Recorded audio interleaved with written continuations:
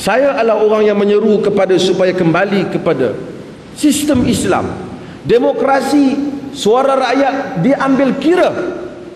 Tetapi suara rakyat itu tidak boleh, suara ramai tidak boleh mengatasi suara Tuhan.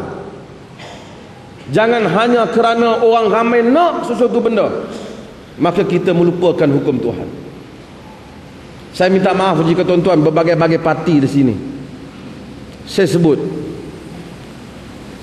ada negeri-negeri yang tertentu apabila ditukar pemerintahan dengan harapan rakyat bahwasanya berlakunya perubahan, tetapi apabila ada penyanyi yang nak datang, kerana ramai yang suka, dia pun terpaksa akur.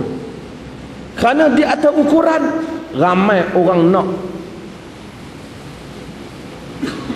ramai orang nak, dia sudah melupakan bahawasanya dalam agama kehendak orang ramai dipertimbangkan, tetapi kehendak orang ramai itu tidak boleh mengatasi kehendak Allah dan Rasulnya sallallahu alaihi wasallam.